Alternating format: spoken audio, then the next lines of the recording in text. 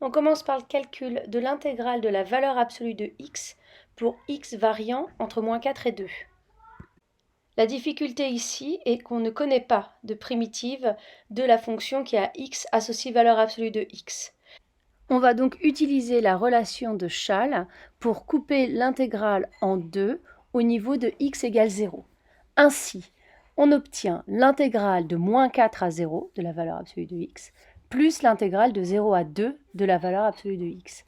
Ainsi, sur ces deux intervalles, le signe de x est connu. Dans la première intégrale, la valeur absolue de x est égale à -x, puisque x y est négatif, tandis que dans la deuxième intégrale, la valeur absolue de x est égale à x, puisque x y est positif. Et on sait calculer ces deux intégrales.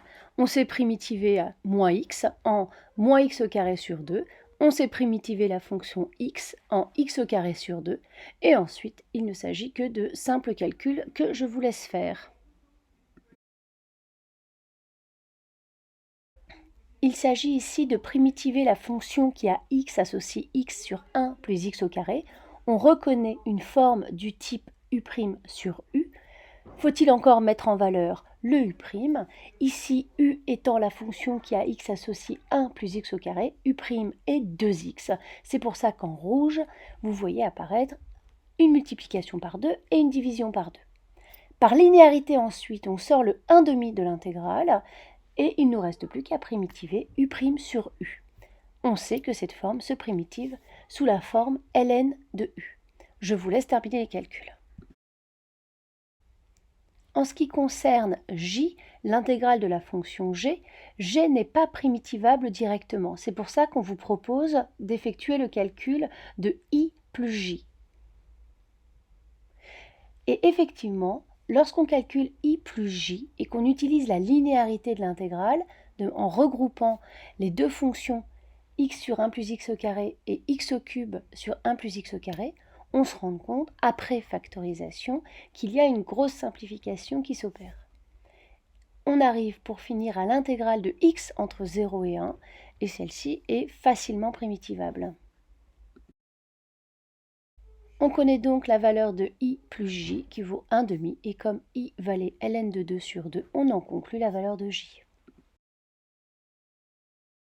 Le but de cet exercice est le calcul de cette intégrale. On se rend compte que la fonction qu'on veut intégrer n'est pas primitivable avec les méthodes que l'on connaît, puisqu'on ne reconnaît absolument pas une forme du type u' sur u carré. En effet, la dérivée de 2x moins 3 est 2 et pas 2x moins 4. C'est pour cette raison que l'énoncé vous propose de vérifier une telle égalité concernant l'expression de f de x. On va intégrer la fonction f entre 2 et 4. On utilise la nouvelle forme de l'expression de f de x et on utilise la linéarité pour couper cette intégrale en deux. On se rend compte effectivement que les deux morceaux que l'on intègre sont primitivables avec les méthodes que l'on connaît. Dans la première intégrale, on a la fonction qui a x associé 1 sur 2x moins 3 et cette fonction est du type u' sur u que l'on sait primitiver. À une constante près, les correctifs ont été faits en rouge. La deuxième intégrale, elle, est du type u' sur u carré, on sait également la primitiver.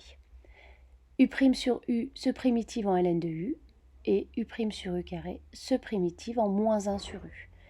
Je vous laisse terminer les calculs tout seul.